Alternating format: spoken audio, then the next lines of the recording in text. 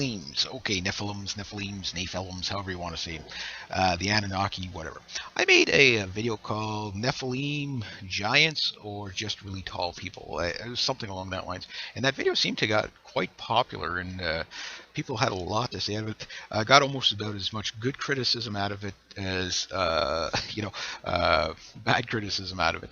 And some people say, "Oh, educate yourself on the subject." Other people say, "Ah, he's got a point. At least he's trying to find the truth." And other people say, "Dumbass." Other people are like, "Wow, that's brilliant." So it's just all over the map and stuff like that. And I've even had some, I guess, people that were tall comment on it, and some people may have taken offense, kind of say, "You're calling us a bunch of freaks of nature. We're not freaks of nature. We're people too." So, geez, wasn't my intention. Now you're probably seeing, okay, well, for example, like this guy, the strongman stuff. Um, this kind of plays into something that I was saying in the first one. I haven't watched that video to kind of remember everything I said in there. So if I kind of recap a few things, I apologize, but I don't apologize. I'm making it anyway. But yeah, and I'm sure some of the stuff that you're going to see is Photoshop. But some of these people, like, I mean, they're quite popular, and you can find them. Now, I used to work with a guy that was 7'2", and he definitely stood out. If you were to see him, say, not by something that you could judge his height, like reference, like like standing by a car, standing by another person, or whatever. When you look at him, he was completely evenly proportioned. So if he would just, like, say, standing in a grassy field somewhere that you couldn't, pick out his height, you would say he's probably just like a guy 5'10". But as soon as you see him in contrast to something else, it's like, oh my God, he's 7'2". And it's not like, oh my God, I'm terrified or anything. It's just kind of, oh wow, he's tall. You know, but evenly proportioned. Where there are some people that you'll see, for example, that have, and I do understand there is a genetic things that happen that, and I can't, the name's eluding me right now, but where people just keep growing and growing and growing, and they're, I do understand that part of it. Okay, but I'm also the whole debate was about, or not really debate, but just kind of observation, is to make people question. So I think I accomplished that. People questioning different things. Now I'm going to take it a step further in this one, just kind of not so much looking at the people that are necessarily just really tall, but the people that are also extremely strong. Um, because in the last video I put a lot of pictures that people were saying, hey, how come, the women are tall and attractive and all that stuff, but yet all the guys are kind of decrepit and hunched over and walking with canes, and it looks like it's working out bad for them. And I don't know how that happened. I don't know how the pretty women got in here. It's just must be science. It must be. Anyway, so anyway, a lot of people called me on that one, I guess. But anyway, but the point is that, again, there's a difference between somebody who I call tall and somebody who I call big. Tall is just somebody skinny and lanky and kind of, they're usually not proportional. But somebody who's just big is actually still proportional. And that's where I think you get these kind of Nephilim, whatever. Now, also, two people refer to the Cyclopia part of Nephilims, that they were supposed to have 6 toes and 6 fingers, that type of thing. And, many of them were Cyclops. Now, Cyclopia is an actual disease. It's very disturbing to look at. Most people don't, or usually most babies don't survive it. So if you're gonna look at stuff like that, don't look at it with little kids around. Might give them nightmares or something. But the thing is again, there's some people that are just big, and from the strength point of view, like some people, okay, they're not, and I'm not talking the roid heads, the ones that juice up on every sort of wonder horse tranquilizer that they could possibly do. I'm just talking about people that are like obscenely strong, but just naturally. And if you know people like this, you'll always remember the person that could just lift anything.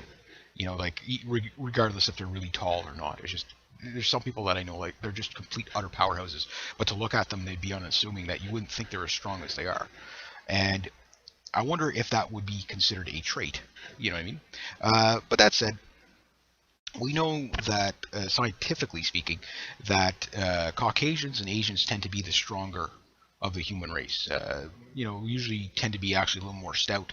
than Africans, and usually stronger, body strength wise on average. And I know some people say, oh well, this guy's stronger than that, this guy. That's not the argument. The argument is on the average. We tend to have better body strength because we're tend to have shorter torsos and stuff. Now you get a guy like Big Show, for example. You could tell that Big Show is not a guy who's taken a ton of, steroids and stuff. He's just a big freaking guy, and you could tell he's naturally strong. Especially when you see him pick up guys almost his size and put them over his head.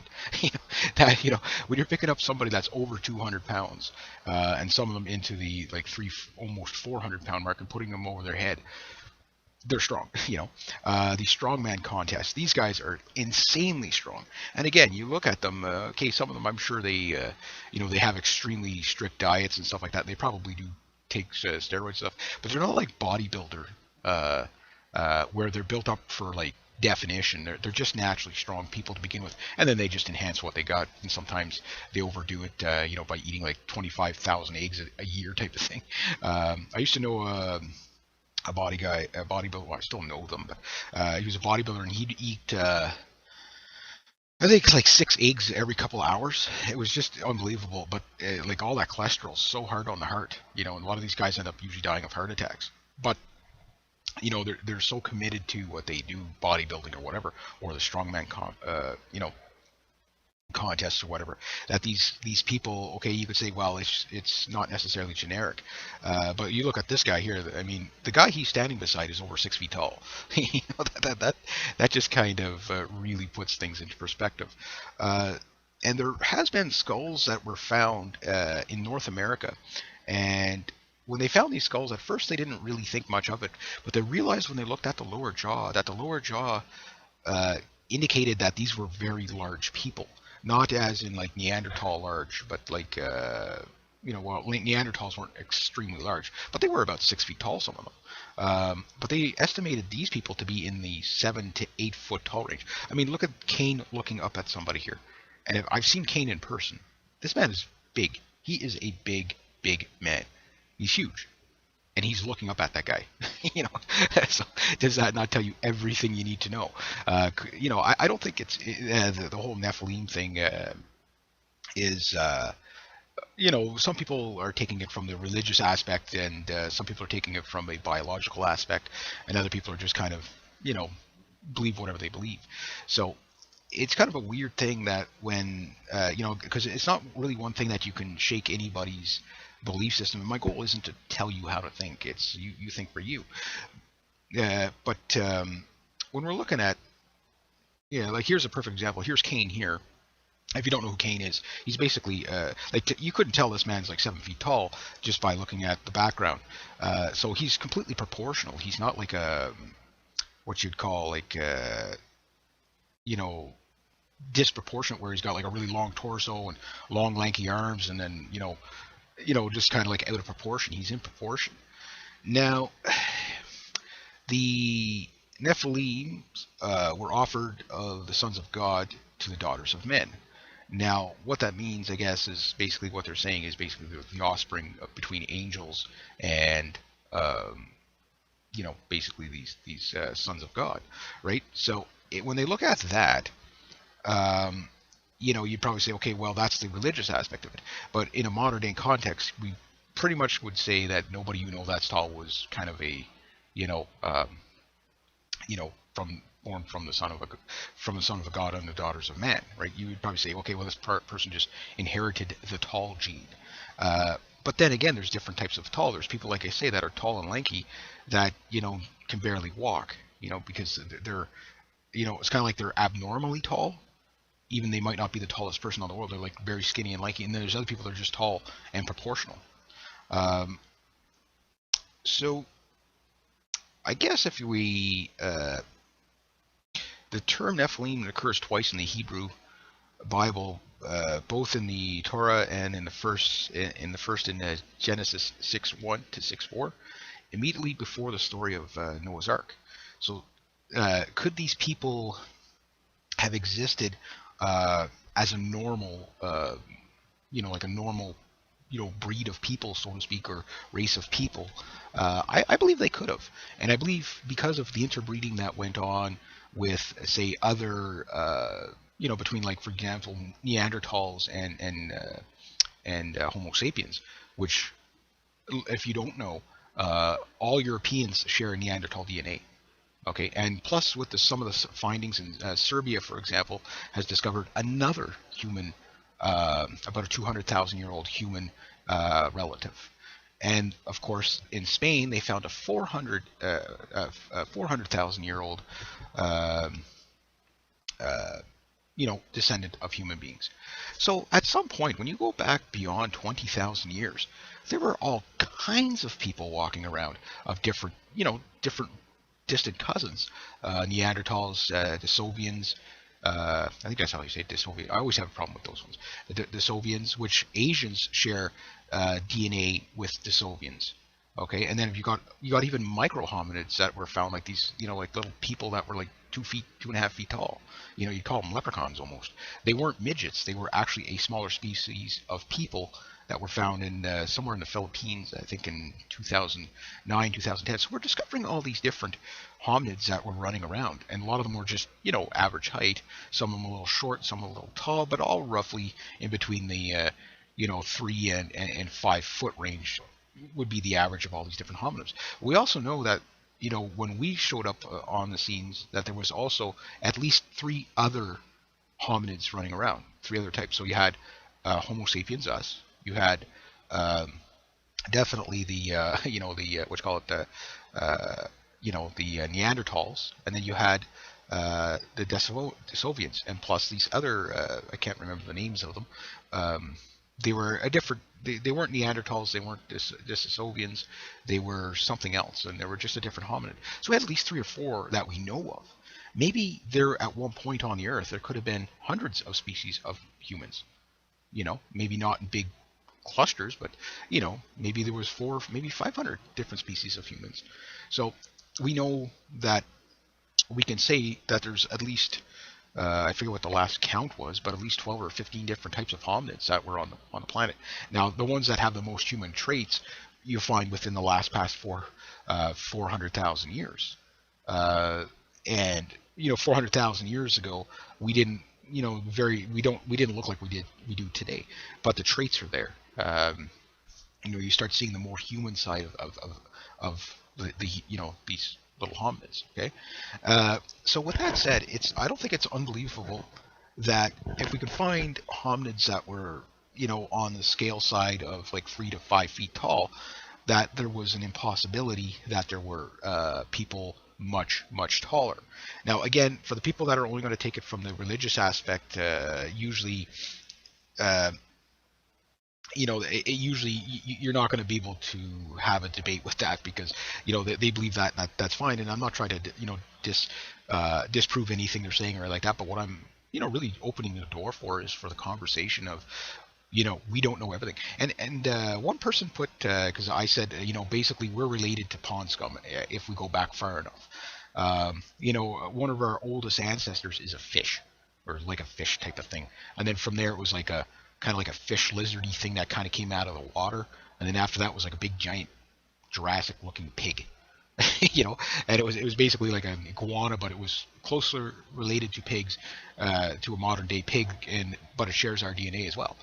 So, and at that, humans share tons of DNA with pigs. We actually have probably more in common with pigs than we do gorillas and apes, or gorillas and monkeys. Like we share those things. Now, the thing is there was one guy, and I do appreciate anybody's comments on my videos, just because that's what I do this for, is to keep the dialogue. And he says there's no such thing as evolution or DNA, because God created everything. But here's the thing, and this is just to make you think. I'm not calling you out or anything like that, but you have to understand, okay, when we look at the Holy Bible and stuff like that, and whether it's New Testament, Old Testament, whatever, like Book of Mormon, or even you're talking about 27 books that's supposed to explain everything about humanity, right? That's impossible. So, and here's why. Because number one, we don't even know if there is a God. We don't know, and maybe you believe me, maybe you don't. So I'll let I'm not going to tell you guys how to think, but think about it this way: if we don't know what the name or the gender of The one who created us in his image or her image. We don't know. I'm assuming from the references of the Bible that God's most likely a man of some sort. Okay, but we don't even know what his name is. You know what I mean? So, but there's also what's known as the grand design. Forget what the number is. It's four. 4126 or something like. Anyway, it's a proportional number that you will find in anything that is extended, anything in nature, whether it's a leaf, whether it's a stick, whether it's a tree, a human being. Everything has this number that it's a constant that comes up. It's a number. I wish I could remember the number off the top of my head. That even though something might look like it's out of proportion, out of shape, or not normal, you will find this number that pops up in every shape, everything on the planet. And it seems to be like a grand design number. Okay? And the thing about that is that if that was the blueprint of to create things, okay, whether you believe it's by, just a fluke, the whole universe is a fluke, or if that you believe that, the grand design is that of, aliens, or if you believe that it's a god, or whatever you might believe. But that number comes up. That's irrefutable. The next thing is, well, DNA is irrefutable. It's there. But the thing is you can't say that there is no evolution or DNA, because if there was a god and he had a grand design, okay, he would make things in whatever image he wanted, but he would make things with his own recipe. His recipe might be DNA. That might be the thing. So to say that, because if God created the heavens and the earth and the Nephilims and everybody that, everything that came after, well, the thing is then yes, we'd all be related. I mean, we'd be related to all things because it was created by the same creator. Now, if we take it from a scientific point of view, again, you can't ignore the science of these numbers that pop up for the proportional, the proportional things in nature, how everything is proportional the same. It doesn't matter if you grab a car or you grab a leaf or you grab anything. Everything has this inherently proportional number. And as soon as I can think of the number, it's like 4126 or something like that. And it's just a number that comes up. It's a constant. Now, I know this sounds like I'm getting off track, but I'm not getting off track here. So with those designs, you could see, some people argue that people couldn't be more than, say, 10 to 12 feet tall, or else their own weight would just crush them. But I think it depends on the time frame you're talking about. Remember, when the Earth first was formed, okay,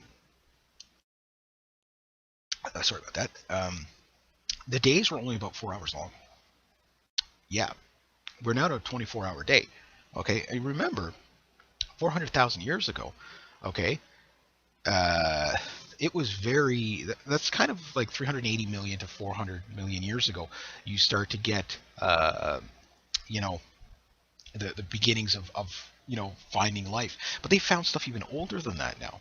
That might, life may have began before that. Okay, and it is said, what is new is not new, right? So, so maybe at some point we did have a different type of a world where things were different, because remember, the Earth has went through many changes. It's went from being a big, basically a bunch of space dust hurtling around, and it, attracted to itself until it became a big space rock. And then from there, another space rock hit it, made it into molten lava, basically the moon crashing into us. So we couldn't live there when the Earth was a big fireball. And then, of course, at one point there was volcanoes that, basically volcanoes that, the air, the acid rain. I mean, it would have wrecked the paint job on everybody's car to have the acid rain we used to have. I mean, from all the volcanoes. And then, of course, as our oceans got bigger, you just couldn't live here as a modern day human. This would have been an inhospitable planet, much as Mars is now. Maybe at one point Mars was as hospitable as Earth. Things change. And then at another point, there was also when the Earth was basically 10 mile thick layer of ice the entire way around. It was a big giant ice ball. And then it took billions and billions of years to thaw out. But as it did, well, things started to, move along. And next thing we know, we had life. And even at that, when life came onto this planet, the oxygen was pretty low. We couldn't live here.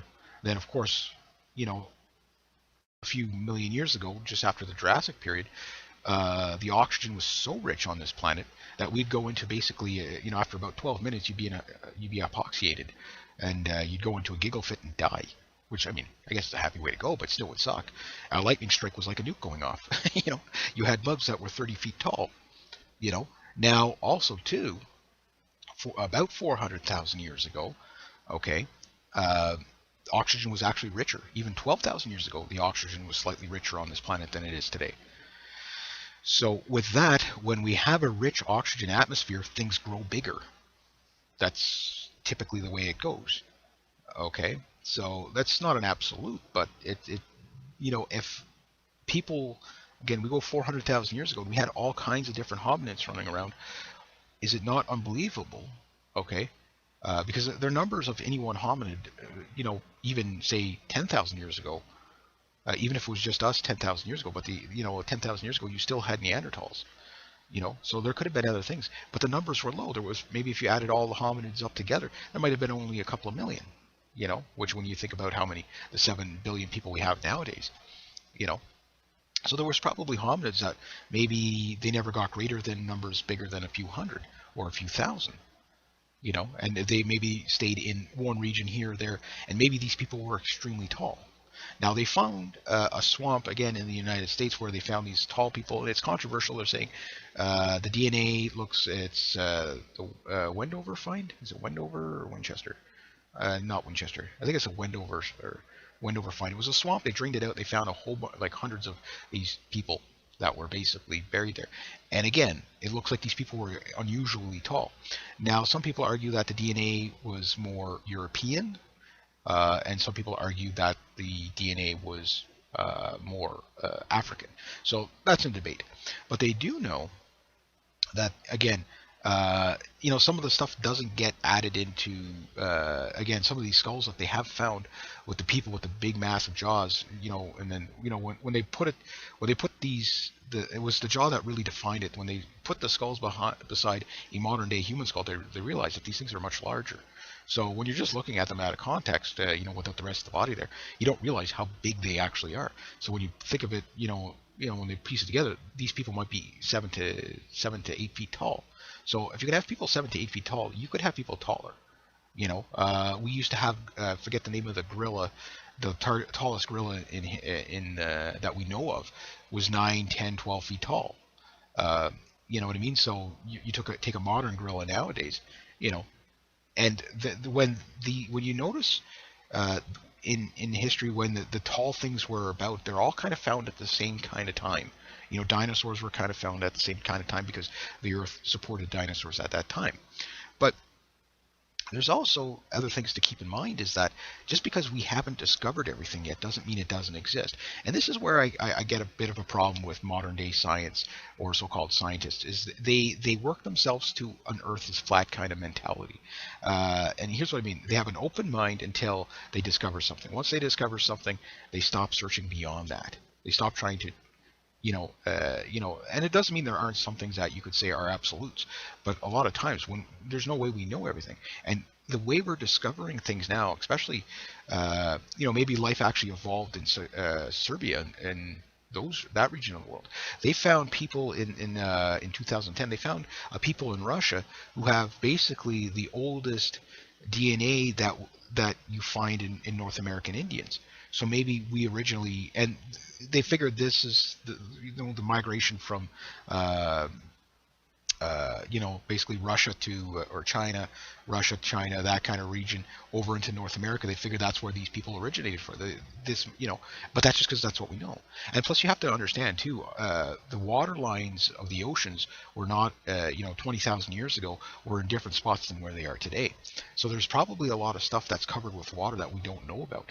In fact, in Mexico, they recently found a skull that dates back, it's 13,000 years old. That's the oldest skull they found, and they found it out in the ocean. They didn't find it on land.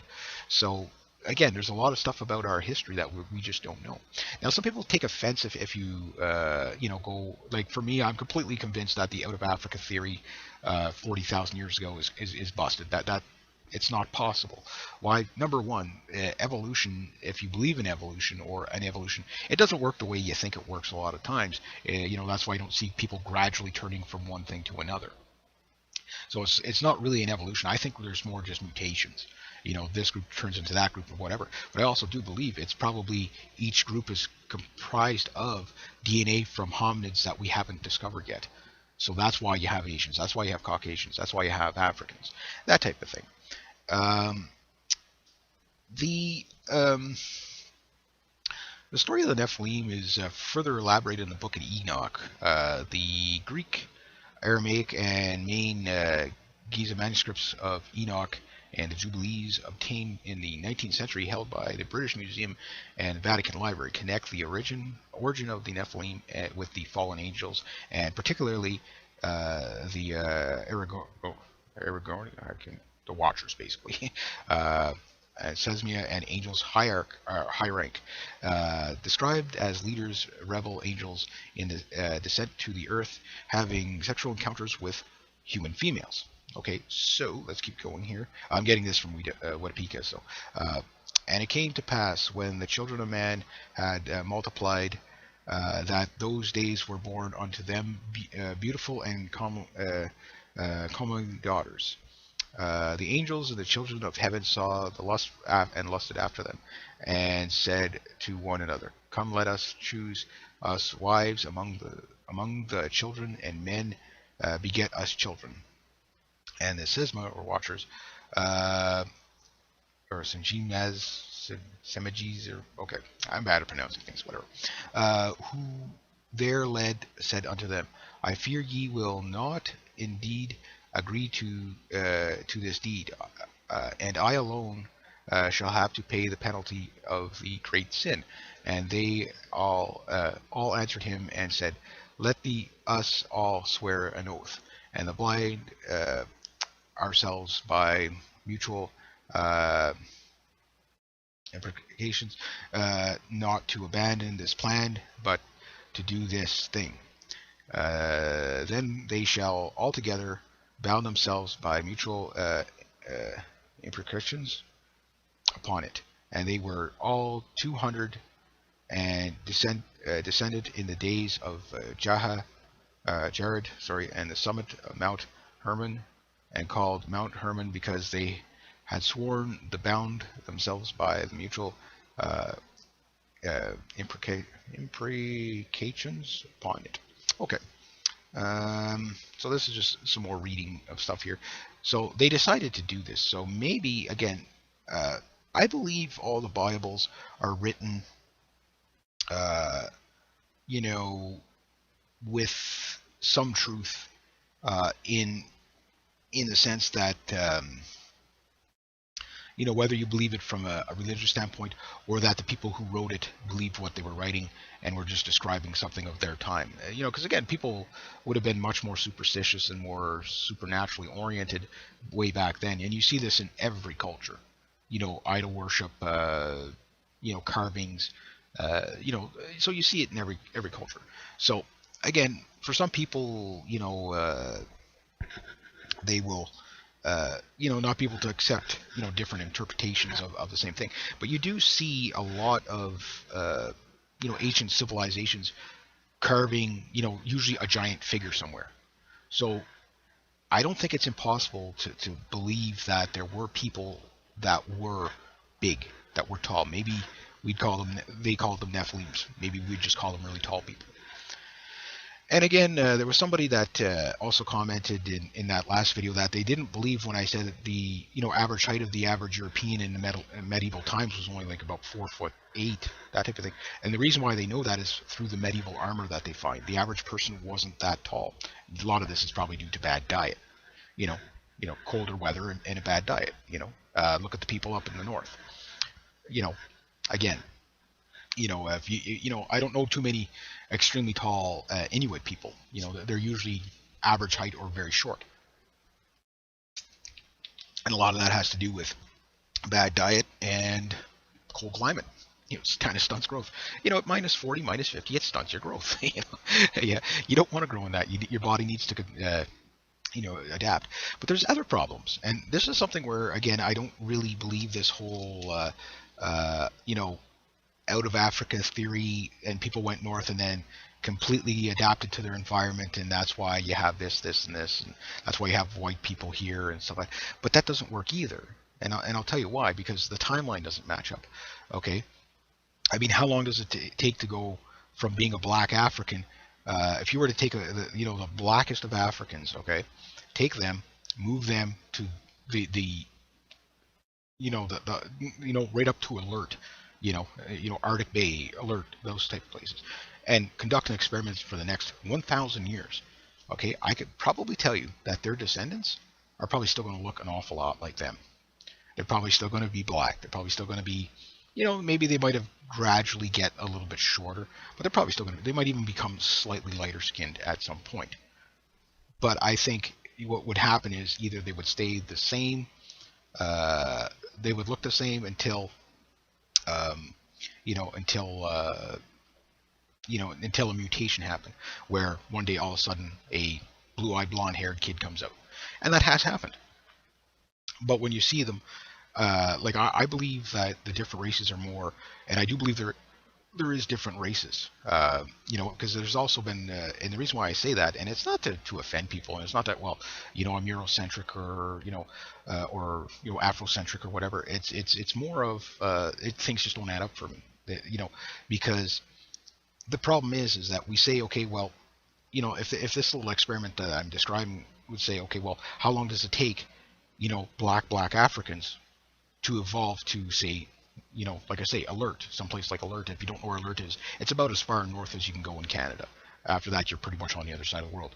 And you better bring a good toque, because it's pretty cold up there. It's the Arctic. Okay? But that said, if we even look at the Inuit, well, how come the Inuit, who've been in the Arctic for thousands of years, at least 3,600 years or more, you know, if they've been there that long, why are they not pale, pale, pale? Why do they have black hair? You know what I mean? Like, it doesn't make sense. That should have been, they've been there for 3,000 years, and yet they still look the same they did 3,600 years ago. That doesn't make sense if we're going with this, adapting to the environment. The smaller body sizes, yeah, so I could see that, but what does it take? 20,000 years? 30,000 years? What does it take? And there's another problem, is if we know that, for example, many Europeans, okay, live in southern climates, like around the equator. We've lived there for thousands of years. And we know this, okay, for a couple of reasons. If we came out of Africa 40,000 years ago, okay, and we were supposed to be pretty much black Africans when we came out of Africa, okay, but then we find, basically 9,000, 8,000, 9,000 year old Europeans, and for example, the Solutreans, which were Europeans, they go back almost 18,000 years in North America. Controversial, yes, because again, a lot of times, and I understand the political correctness why they don't want to accept this theory. They found the people. They're European. They're 20,000 years old. Okay, so it means 20,000 years ago they still look like modern day Europeans. Okay, they they found, people in Spain that were still dark skinned and dark haired, but European, skeletons and blue eyes. Okay, and they found these like 25,000 years ago. Okay, so that means in order to turn in from a black African, okay, to a, modern day Caucasian, it only took like 10,000 or 15,000 years. So 15,000 years to do this. Okay, of the things we found, okay, well, that still doesn't explain a lot of other things. That's not possible. It's not enough time to say that evolution kicked in that fast. Evolution works slowly.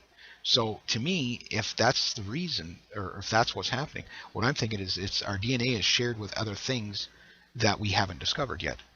And it could be these so-called, what we refer to as Nephilim. It could be something else. It could be other things that might not have made it into the Bible. You know what I mean? You have to understand, at the time when the Bible was written, there was no concept of North America. But even, like Atlantis, stuff like that. Plato talking about Atlantis. Where did that story come from? We don't know these things, and a lot of these things, seem to be far fetched, and but I believe all their origins are, bound in truth. For example, the Great Flood. Everybody knows that the Great Flood. There was many Great Floods, including one in China, and yet we find 1,000-year-old, 4 or 5,000-year-old, you wouldn't call them giants, but really tall Caucasians. And yes, they are Caucasians. And I know the red-haired giants is kind of controversial because hair can change red over a period of time, but not all the time. These were actual red-haired giants. The legendary, is it the Hopi? I think it's the Hopi, fighting the red-headed giant cannibals. You know, hurtling them into a cave and shooting flaming arrows at them to kill them. And these were white people. Where did they come from? Well, again, the Solutreans. These guys go back 18,000 years. Now, the problem that people have is, and they believe they came over in the last ice age on the ice sheet. So you had the Chinese or Asians that came over the land bridge in Alaska, but you also had Europeans pretty much coming out of this, around France, coming in from the other side. And at another time, again, when there are other types of human beings on the planet, such as Neanderthals, they were just dying out at that time, but they were still, still around, and we were breeding with them. So what else were we breeding with? And that's why I think we have our different races, is because we haven't discovered everything yet. And I forget how many, I think there's like 17 haplogroups that make up, just about everybody's DNA. It's these 17 groups that make up pretty much all the different races that you see. And there's a whole bunch of stuff that we don't have that other groups have, such as Asians and Africans. So when and plus there's a lot of mixing in between. So, but the thing is to go back to the oldest DNAs. Yes, the oldest one they found was the Sung tribe in Africa, in the Southern Plains or whatever. But the thing is that even at that, that's just the oldest one they know of, because there's still a lot of DNA that we don't know anything about. And as even some people argued, said there's no such thing as junk DNA. Well, there's DNA they don't know. What they refer to as junk DNA is stuff that it doesn't make any sense right now. It's like thousands and thousands of or even millions of like sequencing that just doesn't make sense to anything yet, and they call it junk DNA. That's from the science. That's from the scientists. That's what they said, and I believe them. I believe them. So what I'm thinking is we just haven't decoded that. We don't. Yes, they've mapped the whole genome, but doesn't mean we understand it. And there's probably other things. That we just don't know yet. We haven't discovered. I mean, heck, we only knew about DNA how long ago? Not that long ago, when you really think about it. 100 years ago, we didn't know what DNA was. You know what I mean? Even 50 years ago, we didn't really know what DNA was. So what else haven't we discovered? That's the thing about the science and all this, is that,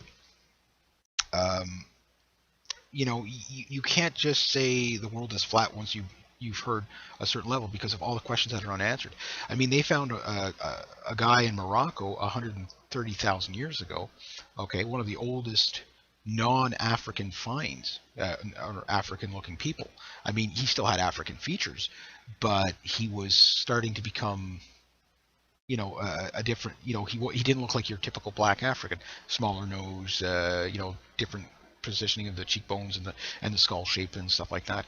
So right there, I mean, that goes past the 40,000 year ago mark. So again, even though modern Caucasians are considered to be the youngest of the species, or not species, but we're all the same species that are around today, but not all of us were. I mean, I think we're made up of other species. That's like Neanderthals and Desovians and whatever. And remember, the Desovians were only discovered in 2010. So pre-2010, nobody was arguing that there was anybody else around.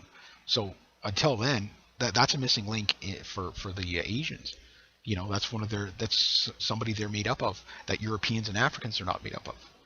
You know what I mean? So again, maybe these smaller groups were not as popular. Maybe they weren't as big. Maybe there's only a few thousand of them at any one time, and maybe they didn't get very far out of their regions.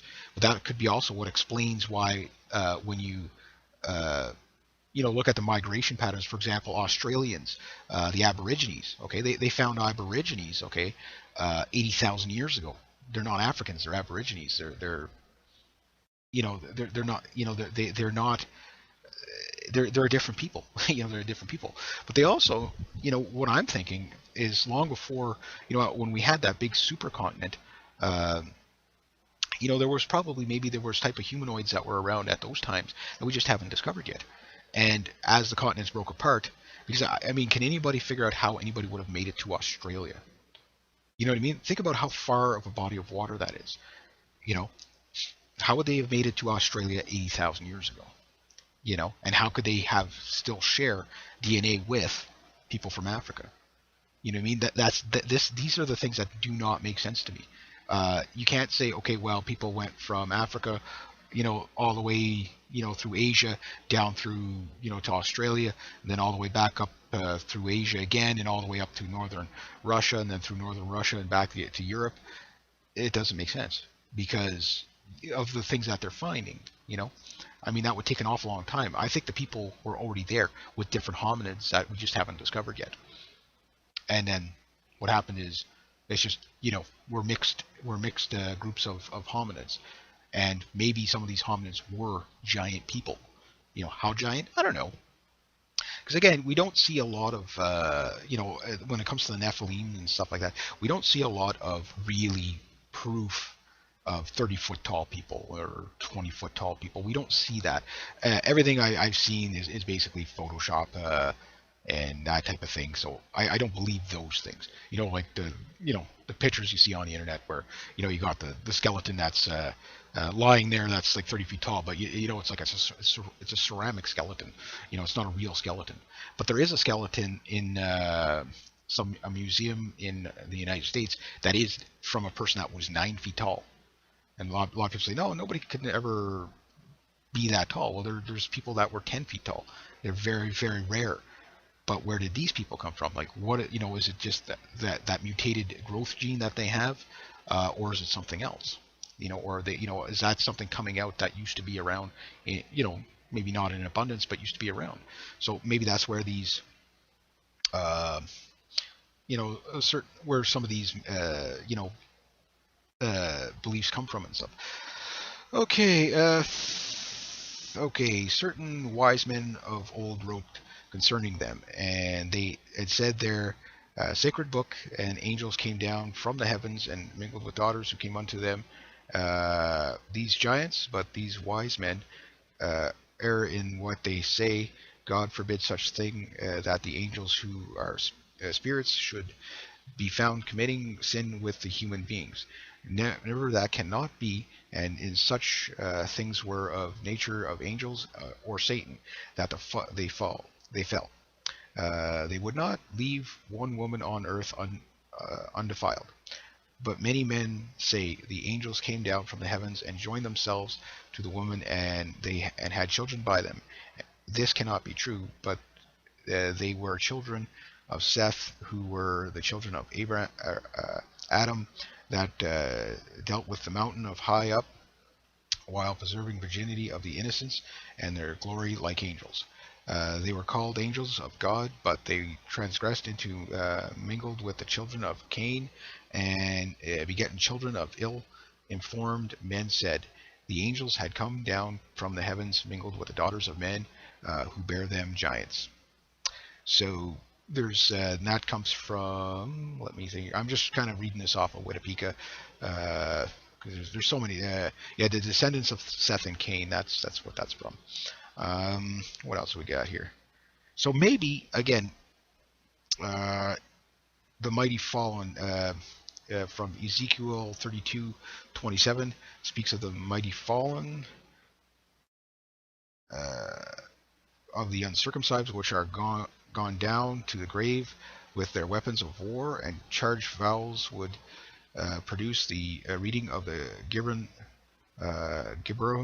Nephilim. I didn't pronounce it best, but anyway. Okay. Misidentification of fossil remains. Cotton Matton believes that the frozen-sized leg bones and teeth discovered in Albany, New York in 1705 were remains of Nephilim who perished in the Great Flood. However, paleontologists have identified this as mastodon remains. So there could be a little bit of that too. Um, okay, other related terms. In the Hebrew Bible, there were a number of other words like Nephilim and sometimes translated as giants.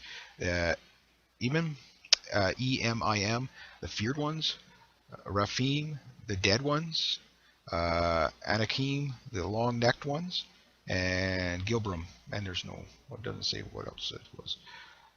So, yeah, that pretty much cleans up that article.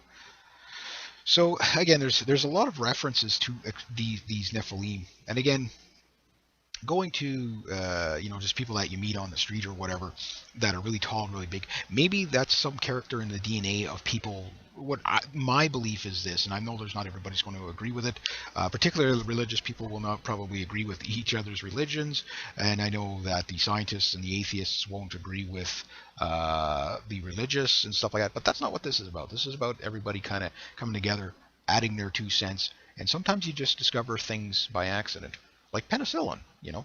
But again, when I look at some of these tall people, there just seems to be different makeups of tall people. There's people that are just tall, and like I say, they look kind of oddball tall. They don't look proportional. And then there's people that are really tall, but without something to reference their size, you would think they were just average sized people until you see them beside other people. They're proportional. And to me, that suggests that there's probably something in their DNA that didn't just make them grow tall. They're actually it's a trait coming out. And this will happen also to for example, there was a white couple that had a black child, and there have been black couples that had white children, and of course, people would get DNA tests because they'd figure one was cheating on the other. I don't know how, what I mean? They wouldn't know how to explain it, but it would be like, no, these are your children. You made this child, and so these are traits that do pop up. And to me, that's more like a mutation. So I think the different races mutated, but they mutated with the traits of other hominids that we haven't discovered yet. And I know it sounds like a bit far-fetched because again, until they show up, we don't know. And that's the big thing I say is we just don't know. And again, remember 2010. If you were to say, okay, well, the Asian peoples are descendants of some other hominid, they maybe not descend. Well, I guess you could say descendants because they share DNA with them. They interbred at some point. People would say you're nuts, but now that's proven fact because the Soviets showed up. So if we never knew, for example, if we never knew about Neanderthals, well then again, there's 3 to 4% of our DNA right there in Europeans. That's not shared with, very little shared with the Asians and almost none with the Africans. So if Africans don't have this DNA, they're different than us. And different as in not these people are good or these people are bad. That's the problem with some of these people. They invest too much emotional into it, and they can't see it clearly. They have to look at it as political correct. And political correct, if you call yourself a scientist, you can't be politically correct. I don't call myself a scientist, but you know what I mean. Like you can't convince me you're a scientist if you're judging things and with a political correct mind, because that will just lead you to hide the truth rather than tell the truth. But I just believe we just haven't discovered everything yet, and I have a feeling someday we will actually, not some sort of airbrushed thing, but we'll probably find groups of people that are abnormally tall, that were probably 10 to 12,000 years old, maybe even 20,000 years old, and it probably maybe even older than that. And I think we're going to find them, probably in the places we most unlikely think to find them. Because if you think about it, almost all the discoveries are in Africa, Europe, and Asia. And Asia, I think, has probably a lot of unlocked mysteries, or locked mysteries that we just haven't solved yet. Pyramid technology all over the place, for example. We haven't really found a lot of pyramids over here, but there are pyramids, for example, in South America. All this technology that shows up about 5,000 years ago, where did it come from? The pyramids, right now in the Ukraine, the ancient pyramids there that, and all these things are built on what's known as ley lines. So this technology came from somewhere. Now, when they say when Atlantis got destroyed, it's because it basically, was the most advanced. And the thing about the Atlanteans too, when you look at that, is that their technology apparently was super, super advanced. So maybe these were the Nephilim. Maybe these were the people, Maybe this is where the Old Testament, comes from. Maybe this is the Book of Mormon, where Jesus descended to the earth. Maybe you never know. Maybe at some point we'll discover that life actually originated on Mars, and that's why we can't find our ancestors. A few of them came here, and a few of them went back. Now that you say, oh, okay, now you're stretching, but am I? You know what I mean? We don't know yet. Because we don't know, we can't say it's not a possibility. Until then, we'll just have to argue it out. So I guess I'm going to leave it at that one because I enjoyed making the first one. I thought it was an interesting conversation to have, and I'm sure this will get people going again. And of course, comment anything you would like. I don't censor my comments, even if I don't agree with you. I always appreciate the comments, that type of thing. So I'll leave it at that. So if you like this kind of channel and you like to help out the channel, there'll be a link down below to make donations. And thank you very much to everybody who has. It does help things along. If you find any facts or discoveries that you might think are important, you want to put links down below, by all means, please do that. The more people participate, that's what this is all about, is for people to participate in it. You can, if you think I'm off my rocker, I'm sure people usually have no problem telling me that. If you say, hey, maybe this guy's got a point, or maybe, hey, you didn't consider this, this, and this, and then that's fine too. So I'll leave it at that. So rate, subscribe, share, comment, like, be true to yourself, be true to others, and always, always do the right thing. Have a great day, eh?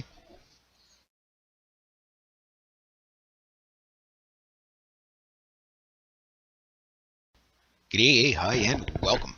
Nephilims, okay, Nephilims, however you want to say them. The Anunnaki, whatever. I made a video called Nephilim Giants or Just Really Tall People. It was something along that lines. And that video seemed to got quite popular, and people had a lot to say out of it. I got almost about as much good criticism out of it as, bad criticism out of it. And some people say, oh, educate yourself on the subject. Other people say, he's got a point. At least he's trying to find the truth. And other people say, dumbass. Other people are like, wow, that's brilliant. So it's just all over the map and stuff like that. And I've even had some, I guess, people that were tall comment on it. And, some people may have taken offense, kind of say, you're calling us a bunch of freaks of nature. We're not freaks of nature. We're people too, So, geez, wasn't my intention. Now, you're probably saying, okay, well, for example, like this guy, the strongman stuff. This kind of plays into something that I was saying in the first one. I haven't watched that video to kind of remember everything I said in there. So if I kind of recap a few things, I apologize, but I don't apologize. I'm making it anyway. But yeah, and I'm sure some of the stuff that you're going to see is Photoshop. But some of these people, they're quite popular, and you can find them. Now, I used to work with a guy that was 7'2". And, he definitely stood out. If you were to see him, say, not by something that you could judge his height, like reference, like standing by a car, standing by another person or whatever, when you look at him, he was completely evenly proportioned. So, if you would just, say, standing in a grassy field somewhere that you couldn't, pick out his height, you would say he's probably just like a guy 5'10". But as soon as you see him in contrast to something else, it's like, oh my God, he's 7'2". And it's not like, oh my God, I'm terrified or anything. It's just kind of, oh wow, he's tall, but evenly proportioned. Where there are some people that you'll see, for example, that have, and I do understand there is a, genetic things that happen that, and I can't, the name's eluding me right now, but where people just keep growing and growing and growing, and they're, I do understand that part of it.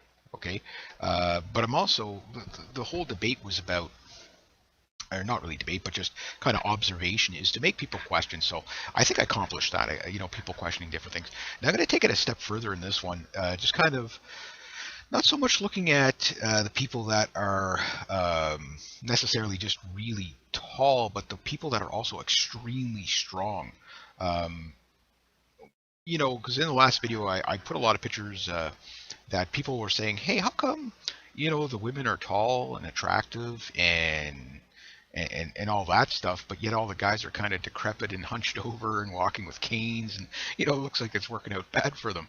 And I don't know how that happened. I don't know how the pretty women got in here. It's just, must be science. It must be. Anyway, so anyway, a lot of people called me on that one, I guess. But anyway, but the point is that, again, there's a difference between somebody who I call tall and somebody who I call big. Tall is just somebody skinny and lanky and kind of You know, they're usually not proportional. But somebody who's just big is actually still proportional, and that's where I think you get these kind of Nephilim, whatever. Now, also, two people refer to the Cyclopia part of Nephilims, that they were supposed to have 6 toes and 6 fingers, that type of thing, and many of them were Cyclops. Now, Cyclopia is an actual disease. It's very disturbing to look at. Most people don't, or usually most babies don't survive it. So if you're gonna look at stuff like that, don't look at it with little kids around. Might give them nightmares or something. But the thing is again, there's some people that are just big, and from the strength point of view, like some people, okay, they're not, and I'm not talking the roid heads, the ones that juice up on every sort of wonder horse tranquilizer that they could possibly do. I'm just talking about people that are like obscenely strong, but just naturally. And if you know people like this, you'll always remember the person that could just lift anything. Like regardless if they're really tall or not. It's just there's some people that I know, like, they're just complete utter powerhouses, but to look at them, they'd be unassuming, that you wouldn't think they're as strong as they are. And I wonder if that would be considered a trait. You know what I mean? But that said, we know that scientifically speaking, that Caucasians and Asians tend to be the stronger of the human race. Usually tend to be actually a little more stout than Africans, and usually stronger, body strength wise on average. And I know some people say, oh, well, this guy's stronger than that, this guy. That's not the argument. The argument is on the average. We tend to have better body strength because we're tend to have shorter torsos and stuff. Now, you get a guy like Big Show, for example. You can tell that Big Show is not a guy who's taken a ton of, steroids and stuff. He's just a big freaking guy, and you could tell he's naturally strong. Especially when you see him pick up guys almost his size and put them over his head. When you're picking up somebody that's over 200 pounds, and some of them into the like almost 400-pound mark, and putting them over their head, they're strong. These strongman contests, these guys are insanely strong. And again, you look at them, okay, some of them, I'm sure they they have extremely strict diets and stuff like that. They probably do take steroids and stuff, but they're not like bodybuilder, where they're built up for like definition. They're just naturally strong people to begin with, and then they just enhance what they got. And sometimes they overdo it, by eating like 25,000 eggs a year type of thing. I used to know a bodybuilder. Well, I still know them, but he was a bodybuilder, and he'd eat, I think it's like 6 eggs every couple of hours. It was just unbelievable. But like all that cholesterol is so hard on the heart, and a lot of these guys end up usually dying of heart attacks. But they're so committed to what they do, bodybuilding or whatever, or the strongman contests or whatever, that these people, okay, you could say, well, it's not necessarily generic, but you look at this guy here. I mean, the guy he's standing beside is over 6 feet tall. That just kind of really puts things into perspective.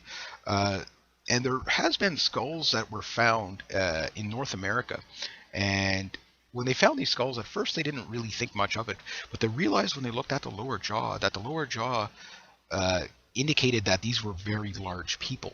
Not as in like Neanderthal large, but like, well, Neanderthals weren't extremely large, but they were about 6 feet tall, some of them. But they estimated these people to be in the 7 to 8 foot tall range. I mean, look at Cain looking up at somebody here.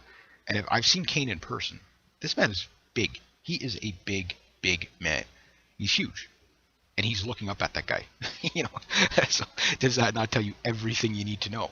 I don't think it's the whole Nephilim thing is